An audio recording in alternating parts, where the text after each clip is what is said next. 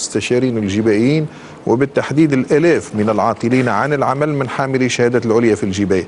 ارتكبت جريمة البارح في جلسة وزارية وقعت البارح، وتوا اذا كان هذا في الاخر كان بقى شويه وقت. عاد قولي لي من الاول عاد مادام حكيت شنو خلوها للاخر خير. خلينا نبدو بالعلوش بتاعنا في الاخر تو نحكيو على الجريمه. باهي عندي لك مسابقه ساعه باش نسالك اسئله باش نحطوا الناس في اطارهم. المسابقه اسمها من قطع بالمليون.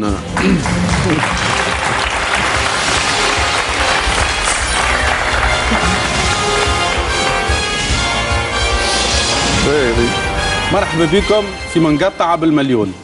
جاوبني ساعة بالأسئلة من بعد نعطيك تفسر. السؤال الأول: كيف جمع عادل الدريدي أكثر من 50,000 حريف؟ 1. لأنه راجل يخاف ربي. 2. لأنه الشعب اللي صدق أنه الحكومة باش تحارب الفساد طبيعي يصدق أنه المليون يولي 2. 3. لأنه الشعب التونسي وقتها كان صغير قالوا له باش تلقى دينار تحت المخدة. 4. لأنه الشعب التونسي يمشي بالنية ويرقد في الثنية.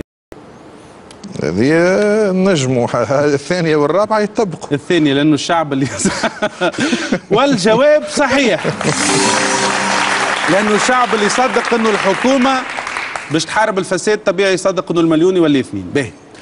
السؤال الثاني: وقت اللي تشد عادل الدريدي أول مرة عملوا مظاهرات لإطلاق سراحه، وقال أحدهم نحب عادل الدريدي. 1. أكثر من أمي. 2. أكثر من مرتي.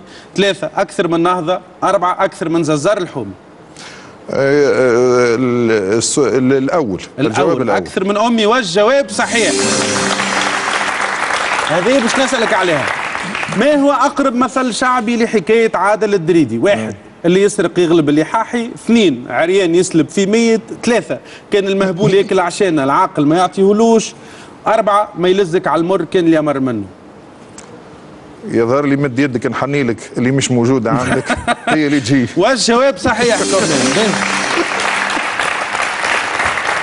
شنو هذيا توا احنا نعرفوا انها عمليه تحيل صارت في برشا بونزي هذه برشا بلدان من العالم. مصر الريان الشهيره.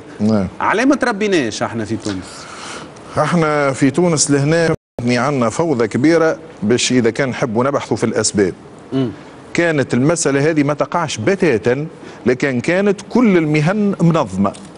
كما اليوم مثلا في توا أمريكا هي معناتها الاقتصاد الحر، إلا أنه ما تنجم تباشر نشاط إلا ما تخضع لامتحان نظري وتطبيقي. مستحيل باش يخلوك أنك تصلح كهرباء وأنت ما تفهم حتى شيء، مثل ما هو الشأن عندنا اليوم. ساعات باش تصلح كهرباء ما يكفيش أنه يتحايلوا عليك ويزيدوا يعطوك طريحة. هذا معناتها يوميا نشوفوه. لكن كنا وسمعوا الكلام متاعنا منذ سنة 1998. اقترحت آنذاك على الحكومة أنها تعمل مجلة للمهن مثل ما هو الشأن بكندا، ويولي عنا سجل للمهن، وأي إنسان باش يباشر نشاط بالإمكان أنك تأخذ عليه معلومات من سجل المهن. نعطيك في كندا إذا كان ثم تاجر أو مهني عنده شوية مشاكل مع الحرفاء متاعه، يجي لمنظمة الدفاع عن المستهلك. منظمة الدفاع تعلم الوكيل العام، والوكيل العام يتخذ فورا ما يراه صالحا حتى يغلق المحل. وبالتالي الأمور كبيرة. أكثر من ذلك أنه لتبدأ عنده شوية مشاكل مع الحريف متاعه تسجل في سجل، باش أي واحد غدوة يقرأ التاريخ متاعه. قد يكون تاجر تاريخه أسود وأنت كسلطة تحمي فيه. أما سامحني، شنو هي المهنة هذه ساعة؟ معناتها كي قلت يعطيك الصح اللي يخدم فيه توا بالضبط جالاكسي، شنو هي تسمى؟ الخدمة هذه جمع مال، تبييض أموال، بمعنى المال يبيض مش يبيضوا فيه. يبيض مليون يبيض مليون. المليون يبيض طبعا. هذاك في عالم الأغبياء. شو تسمى كمهنة؟ شنو هو ذاك؟ جمع المال لدى العموم، وجمع المال لدى العموم وتوظيفه هذا نشاط منظم بالقانون ويخضع لتراخيص. وين المشكلة؟ والمسؤولية متاع السلطات اليوم هو أنه تم لفت النظر بهذا الخصوص. ورد بالك مش اليوم راهو اللي يخرجوا البلاغ التحذيري اللي يخرجوا البنك المركزي، لا، كل واحد ياخذ حقه. هيئة السوق المالية حذرت سنة 2010. رد بالك، هيئة السوق المالية حذرت من هذه الأعمال سنة 2010. ونعطيك معلومات أخرى إذا كانت تحب توا نجبد لك. يا أخي موجودة من 2010 الحكاية هذه؟ لا يا سيدي عادم ما لها، وباش نعطيك توا الأجانب اللي حيلوا منذ قبل 2010. هاي يا سيدي هيئة السوق المالية اللي لم ينتظروا 14 جانفي باش يتحايل. لا هاني جايك هاني جايك تو نعطيك بعد 14 جانفي تحيل الدوخ باش تعرف اللي وقت اللي خرجنا بلاغ هكذا تحولت تونس الى وكر لتبييض الاموال والتحيل الدولي. ما نفدلكوش بالاثباتات. يا سيدي هذايا الاخ كارل براغ الهولندي الجنسيه بصفته وكيل شركه بريمير ماركتينغ تونس. هذا شنو اللي باش نقراه لك؟ هو هيئة السوق المالية تحذر من عمليات مالية غير قانونية. عملية تحيل قام بها سنة 2009 هولندي وخذا فلوس وهرب إلى الخارج. لما اتفطنت هيئة السوق المالية وخذات الأذن القضائية باش تحط يدها على الحسابات اللي فتحها هذايا. ايش يوعد الناس هذايا سي الهولندي؟ يوعدهم يجمع المال عن طريق السعي المصفقي المالي بالاتصال مباشرة أو بالمراسلة عن طريق الهاتف أو عن طريق الهاتف عليهم الاستثمار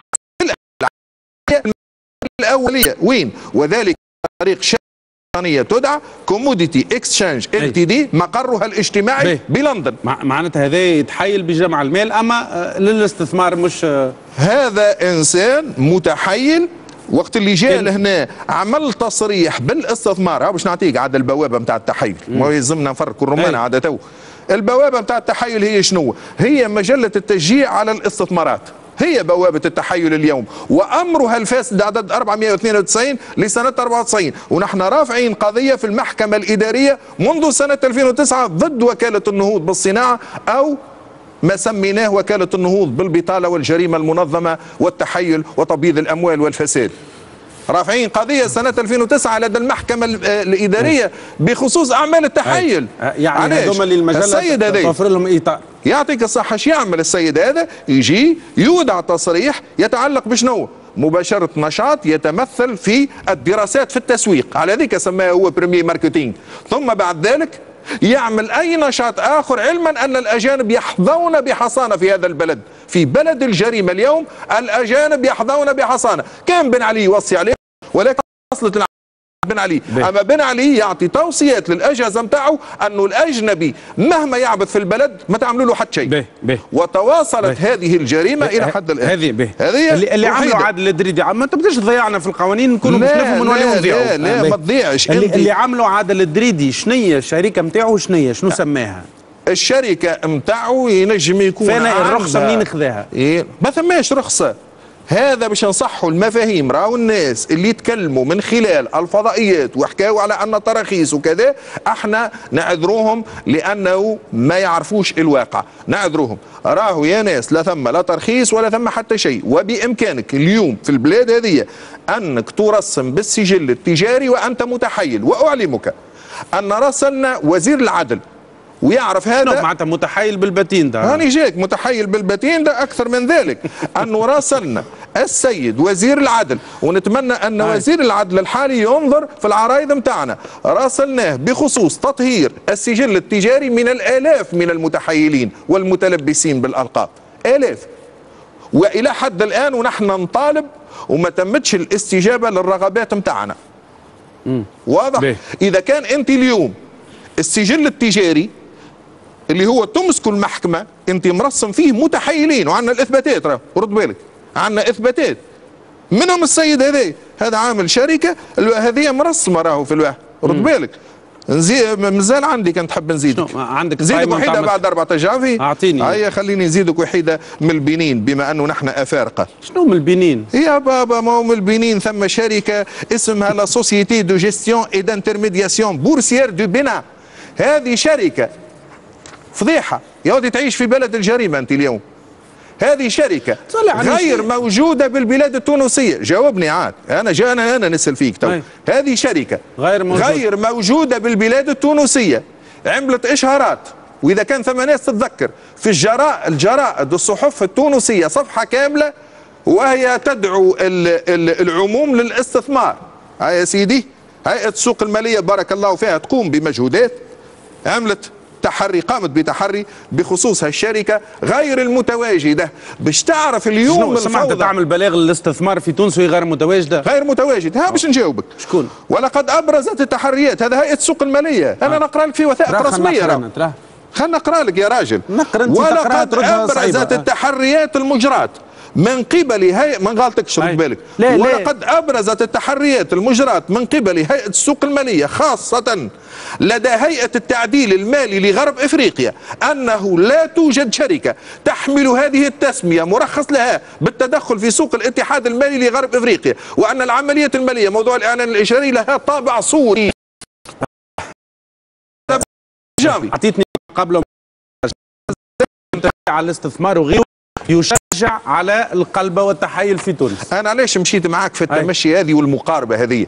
لانه اليوم وقت اللي تفرجت انا وريت العباد تحكي ما تطرقوش للب نتاع المشكل اللي هو اليوم الفوضى، اللي هي الفوضى الخلاقه في مجال المهن، التحايل اكثر من يوميا يقع تحايل. مش لدرجه تونس بلاد جريمه تولي، لا هذيك مشني انا عاد، هذيك خليه تبع معايا مليح باش تعرف علاش تونس توا اليوم وكر للتحايل الدولي.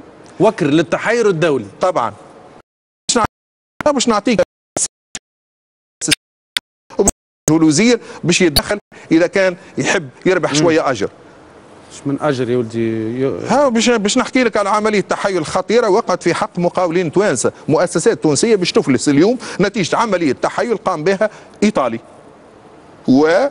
ثم توا شكوك بين زوز اطراف متورطين في العمليه، ممكن السلطات الايطاليه وممكن السلطات التونسيه في العمليه، تو نحكي لك عليها. وثم مساله اخرى باش نحكي لك عليها اللي هي تخلي لي شويه، هو انه ممكن نهار باش نسمعوا كيما في مصر بنايات تنهار على رؤوس ساكنها، تو نعطيك علاش.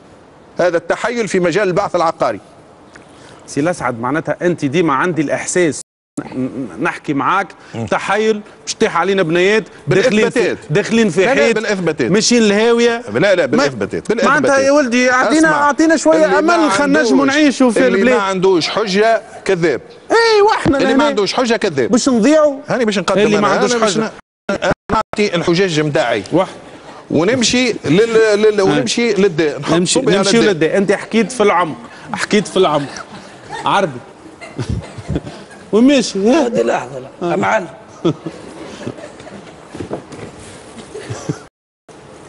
يا اخوي شنو وكر وجرايم والبيت مشيت اخوي لاباس شنو احوالك؟ منين لاباس؟ هادي اسكت انت لحظة انا جيت. هو دي تعرفش هذا اللي قفقف انا تو جرايم بالرسمي؟ لا ها؟ هاني ماشي خويا مخلي هيك. هذا البلاد قال لك جرايم ووكر ودرج. اعطيني كلمات يا راجل تحايل. انا ماشي تعرف ماشي انا تو للبنين. قلت على البنين انت لا لا ما تخافش فلوسك يا سي عايشك. انا ماشي على اخويا بالله يسامحونا يا حكومه، سامحيني كان غلطت معاك. عم منصف سامحني. شكون صاحبتي انت سامحيني، مخلي هيكم وماشي باهي مع الزرف قال لك جرايم وشنو تحايل تحايلوا علينا. وكر الجريمه. وكر شنو يا معلم منين جبتوا العبارات هذوما؟ هاني جايك في بلادنا هذا موجود. لا في بلاد الهاو ما ثماش هاو يا لطيف تسمعوا بيها قال لك يا لطيف تشال اصحاب خفيف. بيا يا سيدي السلام عليكم. وبالله اسمع سامحوني على كعبه البيره هذيك ما نقصدش راه باهي وانت فز قاعد قالوا لاباس قالوا واحد.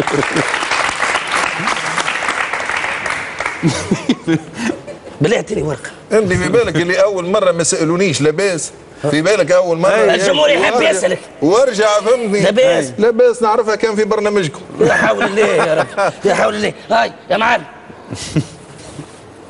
فلوسك ترجع لك. فلوسي ترجع لي؟ قداش متاكد؟ والله قداش يا خويا كي انت متاكد عليه الجرايم ما تحكي يسلك الضحك نتاعك عليه. بلا سامحك ولا على الضحك نتاعو. هاي سيدي الناس السلام عليكم. وين مسافر عربي؟ البنين.